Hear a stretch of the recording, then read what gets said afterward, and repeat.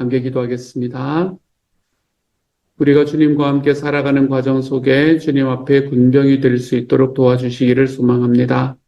메뚜기 떼같이 스스로를 바라보는 것이 아니라 하나님께서 나를 사랑하시고 나에게 주시는 은혜로 우리의 삶을 힘있게 살아가는 십자가의 군병이 될 수 있는 하나님의 사람들이 되도록 주님께서 도와주옵소서. 하나님, 그래서 우리가 주님께서 우리와 함께 하시면 우리가 늘 개가를 부르며 주님께 나아갈 수 있다. 고백하며 걸어가는 주님의 사람들 되도록 하나님께서 도우시고 함께하여 주옵소서. 모든 말씀 우리 주님 예수님 이름으로 기도합니다. 아멘. 하나님이 우리에게 주시는 말씀 민수기 31장 1절부터 12절까지의 말씀입니다. 민수기 31장 1절부터 12절까지의 말씀. 우리 같은 목소리를 함께 읽습니다. 시작. 여호와께서 모세에게 말씀하여 이르시되 이스라엘 자손의 원수를 미디안에게 갚으라. 그 후에 내가 내 조상에게로 돌아가리라.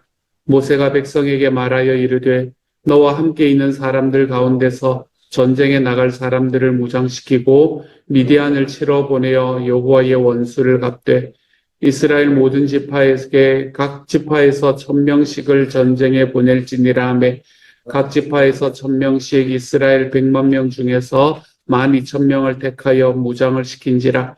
모세가 각 지파에 1000명씩 싸움에 보내되 제사장 엘르아살의 아들 비나스에게 성소의 기구와 신호나팔을 들려서 그들과 함께 전쟁에 보내매 그들이 여호와께서 모세에게 명령하신 대로 미디안을 쳐서 남자를 다 죽였고 그 죽인 자 외에 미디안의 5왕을 죽였으니 미디안의 왕들은 에위와 레겜과 수르와 후르와 레바이며 또 부올의 아들 발람을 칼로 죽였더라.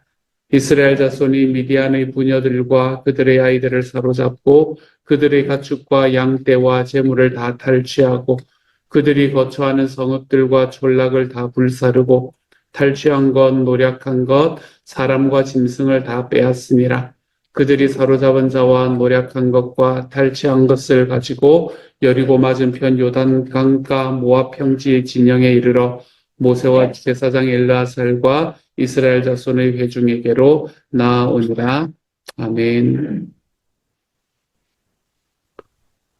오늘의 1절과 2절의 말씀은 먼저 우리에게 이렇게 이야기합니다. 여호와께서 모세에게 말씀하여 이르시되 이스라엘 자손의 원수를 미디안에게 갚으라. 그 후에 내가 내 조상에게로 돌아가리라 라고 이야기합니다.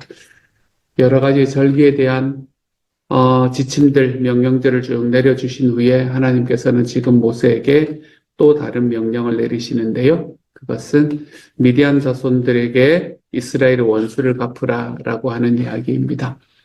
미디안에게 갚아야 될 이스라엘의 원수가 무엇일까? 민수기 25장에서 보면 이스라엘의 모압 여인들과 음행을 하는 사건을 우리는 민수기 25장에서 만났습니다. 그 중에서 이 모압 여인들과 음행을 하는 도중에 미디안 여인들도 아마 함께 있지 않았을까라고 생각을 해봅니다. 미디안 여인과 음행하려는 이스라엘 남자들을 비나스가 창으로 죽인 일을 우리가 기억하지 않습니까? 그렇죠? 오늘의 말씀에도 보면 우리 후반부에 보면 비나스를 특별히 언급하고 있는 것을 보아서 아마 그때 있었던 그 음행의 사건을 이야기하지 않는가라고 생각이 듭니다. 그런데 그것이 어떤 사건이건 간에 오늘의 말씀, 요 1절, 2절의 말씀에서 우리가 기억해서 볼 것은 요 명령이 모세가 마지막으로 수행해야 될 명령이었다는 겁니다. 모세의 평생에 이스라엘의 지도자로서 힘써서 걸어오다가 이제 그가 마지막으로 수행해야 될 명령을 하나님께로 받습니다. 왜냐하면 그 후에는 조상들에게로 돌아갈 것이다 라고 하나님께서 말씀하시기 때문에 그렇습니다. 이야기를 들었을 때 모세의 마음이 어땠을까라는 게 제가 가지고 있는 마음이었습니다. 이미 약속의 땅으로 들어가지 못할 것이라는 말씀은 들었으니 그의 마음속에 그래도 여전히 억울함으로 가득 차서 그가 한 번으로 어떻게 하나님 나에게 이럴 수가 있는가라는 억울함으로 불타올랐을까? 그렇지 않으면 하나님께서 약속의 땅으로 들어가지 못할 것이라는 이야기를 이미 알고 있으니 아쉬움은 묻어버리고 이제 하나님께서 주시는 마지막 사명으로 불타고 있었을까? 저는 후자라고 확신합니다. 왜냐하면 뒷부분에 나오는 모세의 행동이 그의 마음을 표현해 주기 때문에 그렇습니다. 모세는 자기의 마음속에 있던 과거는 하나님 앞에 아쉽지만 얼마나 아쉬웠겠습니까? 그렇죠? 아쉽지만 하나님께서 말씀하셨으니 접어버릴 줄 아는 용기를 가진 사람이었습니다. 그리고 그것을 접고 난 다음에는 하나님께서 주시는 사명에 온전히 불타오를 줄 아는 하나님의 사람이 모세였네요. 하나님께서는 모세에게만 사명을 맡기는 것이 아니라 저와 여러분에게도 사명을 맡기십니다. 어떤 사람은 하루하루 생존하는 데 온 힘을 씁니다. 어떤 사람은 자기의 삶을 어떻게 하면 조금 더 풍요롭게 만들까 이런 것들에 온 신경을 쓰고 애를 쓰며 살아가는 사람들이 있습니다. 하지만 어떤 사람들은 하나님께서 맡겨주신 사명을 생각하고 그 나라와 그의 의를 구하면서 살아가는 사람도 있습니다. 우리는 어떤 사람이 되어야 되겠습니까? 우리가 살아가는데 생존하는데 온 힘을 다해서 살아가는 사람이 되어야 되겠습니까? 아니면 나의 이익을 위해서 온 정신을 다 팔고 살아가는 사람이 되어야 하겠습니까? 아니면 하나님의 사명을 온전히 감당하며 살아가는 하나님의 사람, 그 나라와 그의 의를 구하는 사람이 되어야 하겠습니까? 여러분의 삶을 한번 돌아보는 하루가 되기를 소망합니다. 하나님의 나에게 어떤 사명을 맡기셨는가? 나는 오늘 어떻게 살아갈 것인가? 이것을 좀 넘어서서요. 하나님은 나에게 어떤 사명을 맡기셨는가?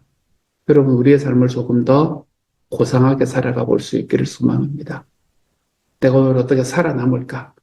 이런 것들을 넘어서서 하나님께서 나에게 어떤 사명을 맡기셨는가? 이 질문으로 좀 걸어가 볼 수 있는 하나님의 사람이 되어 가십시오. 사명이라고 이야기를 한다고 해서 나의 일상들을 다 뒤로 해버리고 이루어야 될, 내가 살아가는 일상을 다 버리고 이루어야 될 무엇인가, 무슨 큰일, 이런 것만을 의미하는 것이 아닙니다.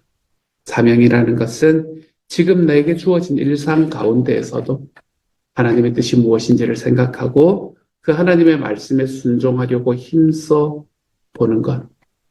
내가 나를 섬기는 것을 넘어서서 교회를 섬기고 세상을 섬기는 삶을 살아가는 것 그 자체. 하나님께서 나에게 맡겨주신 나의 한 사람의 영혼을 위해서 살아가는 삶 그 자체. 이것이 사명을 따라 사는 것이다 라고 이야기할 수 있습니다.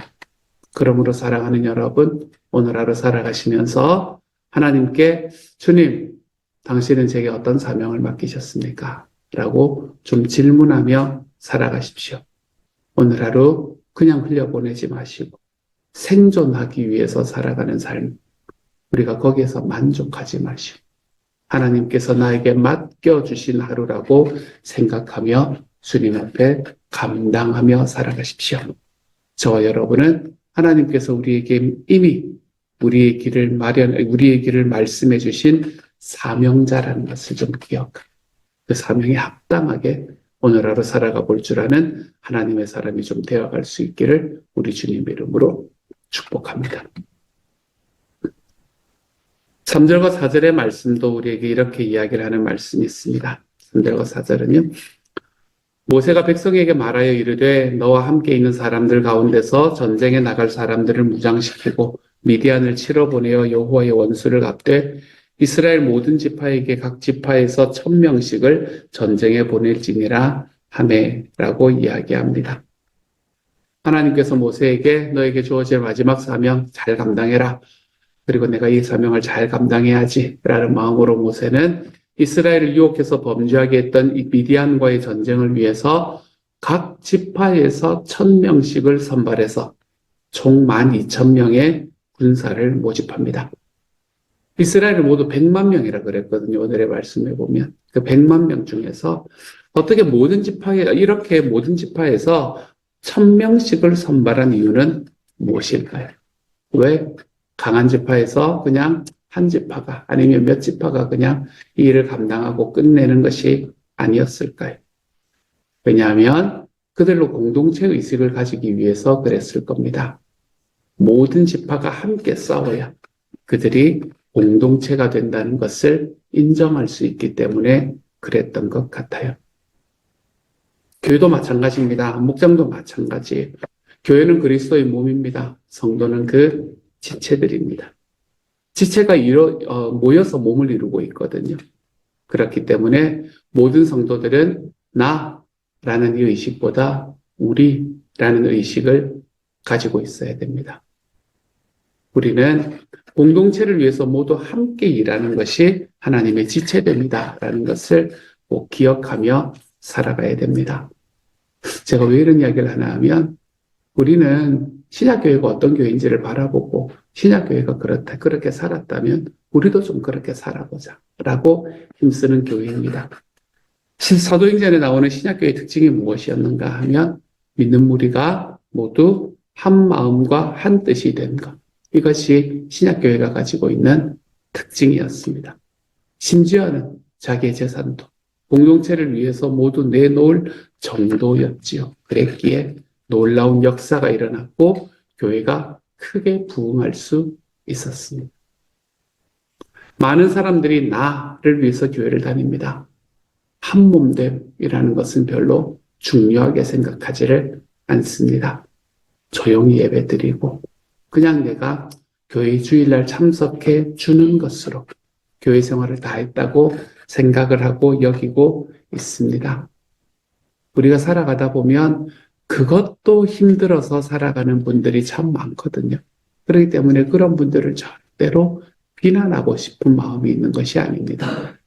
한 가지 중요한 것은 조용히 예배만 드리고 헌금하는 것으로 교회 생활을 다 했다고 여기는 것. 그것을 넘어서는 삶을 선택하는 이에게 하나님께서는 복을 허락하실 것이라는 사실입니다.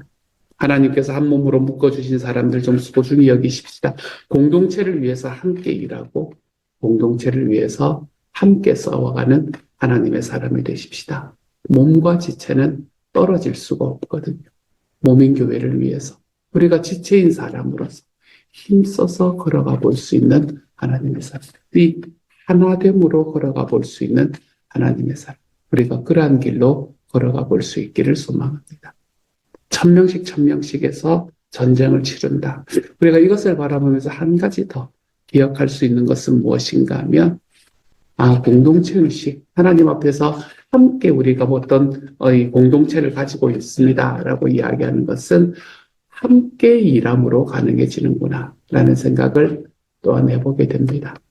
우리는 보통 어떤 그것들이 있으면, 어떤 이제 이슈들이 있으면 우리는 그 이슈들에서 한 사람을 보호하기 위해서 계속 그 사람을 이렇게 아이솔레이트 시키는 그런 경향들이 있습니다. 괜찮아. 지금은 쉬어. 이렇게 이야기하는 것들을 우리는 참 자주 볼 수 있습니다. 그래야 할 때가 있습니다. 하지만 우리는 우리의 목장이나 우리의 교회에서 특별히 예수님을 믿지 않는 우리 VIP들, 이제 예수님 믿은 지 얼마 안 되는 우리의 초신자들, 이런 분들에게 함께 싸워가는 길을 열어주는 것도 얼마나 중요한 일이 되는지 모릅니다. 교회를 함께 세우는 자리에 세워보는 것. 나중에 해도 돼가 아니라 지금 1000명씩 뽑아서 전쟁을 나갔던 것처럼 우리도 함께 목장을 세우고 함께 교회를 세우는 그런 자리로 걸어가는 것이 얼마나 소중한 일인지 모릅니다. 우리가 누군가를 그냥 보호하면서 살아가는 것이 아니라 사역의 자리에 함께 뛰어가고 걸어가고 그것을 함께 넣어드리고 같이 1000명씩 모든 지파에 1000명씩 같이 그거 했던 것처럼 뽑아서 전쟁을 했던 것처럼 우리도 공동체를 세우는데 함께 세워가 볼 수 있는 하나님의 사람이 되어서 우리가 하나님 앞에서 정말 초대교회 같이처럼 나 의식보다는 우리의 의식이 조금 더 우리를 붙잡고 걸어가 볼 수 있는 하나님의 사랑이 흐르는 공동체. 저와 여러분이 그런 공동체로 걸어가 볼 수 있기를 우리 주님의 이름으로 축복합니다. 그리고 5절과 6절은 이어서 이렇게 말해요. 각 지파에서 1000명씩 이스라엘의 100만 명 중에서 12,000명을 택하여 무장을 시킨지라. 모세가 각 지파에 1000명씩 싸움에 보내되 이 제사장 엘라살의 아들 비나스에게 성소의 기구와 신호나팔을 들려서 그들과 함께 전쟁에 보내매라고 이야기합니다. 모세가 각 지파에서 1000명씩을 뽑은 이유를 너무나 분명히 설명해 주고 있습니다. 12,000명이 뽑혀서 선발해서 했던 일은 무엇인가 하면 그들에게 무장을 시키기 위해서 그랬습니다. 왜 무장을 시켰어요? 전쟁에 나가서 싸우려면 무장이 필요하기 때문에 그랬습니다. 아마 칼과 창과 활, 방패 이런 것들로 무장을 했을 것 같습니다. 그리스도의 군사로 부르심을 받아서 선한 싸움을 하는 우리도 마찬가지입니다. 하나님의 성도인 우리도 마찬가지입니다. 우리도 영적으로 무장을 좀 잘해야 영적인 전쟁에서 승리할 수 있습니다. 바울은 우리가 갖춰야 될 것을 전신갑주라고 표현을 합니다. 진리, 의, 복음, 믿음, 구원, 말씀, 기도 이런 것들이 우리가 무장해야 되는 전신갑주다라고 이야기합니다. 우리가 이 세상에서 이 영적인 전쟁을 싸우다가 이런 것들을 제대로 갖추지 않으면 우리는 마귀에게 마구 휘둘려버리게 되는 거죠. 근데 이스라엘이 이런 무장만으로 전쟁을 수행했던 것은 아니었습니다. 비나스가 성소의 기구와 신호나팔을 들고 전쟁에 참여했었지요. 미디안과의 전쟁에 하나님께서 함께 하신다라는 걸 보여주는 겁니다. 우리의 전쟁은 하나님께서 함께 하십니다. 이 사실이 우리의 전쟁에서 가장 중요한 사실입니다. 오늘 우리 하나님 앞에서 예수님을 믿는 성도들이 선한 싸움을 싸울 때에도 그 싸움을 우리가 홀로 감당하는 것이 아니라는 것을 좀 기억해야 됩니다. 우리가 각 지파에서 1000명씩 함께 이 싸움을 감당한다라는 것을 넘어서서 우리의 싸움에는 주님께서 우리와 함께 하시고 우리를 도우시고 힘을 주신다라는 사실을 기억해 보시기를 소망합니다. 주님께서 우리와 함께 계시기 때문에 설령 무장이 좀 부족하다 하더라도 하나님께서 함께 계시면 우리가 승리할 수 있다라는 것. 이것을 좀 기억하며 살아가시기를 소망합니다. 다윗이 골리앗과 싸울 때 우리에게 이 사실을 너무나 분명하게 보여주었습니다. 골리앗은 창과 칼로 자기의 온몸을 무장한 채로 나아왔지만 다윗은 하나님의 이름을 들고 나갔지요. 그리고 하나님의 이름을 들고 나갔던 다윗이 칼과 창으로 무장한 골리앗을 싸워 무찌를 수 있었던 것을 우리는 성경에서 보지 않았습니까? 사랑하는 여러분, 오늘은 우리는 오늘도 전쟁터로 나가게 될 겁니다. 오늘 아침에 이 새벽에 하나님의 전으로 나아오려는 그 순간부터 어쩌면 하루의 전쟁의 시작, 영적인 전쟁의 시작이 될 수 있었다고 볼 수 있겠네요. 하나님의 전에 와서 자는 게 얼마나 중요한지 모릅니다. 얼마나 오늘 하루를 영적 전쟁에서 승리하기 시작을 한 이곳에 있는 모든 이들을 우리 주님의 이름으로 축복합니다. 우리에게 힘을 주시는 하나님을 더 의지하십시오.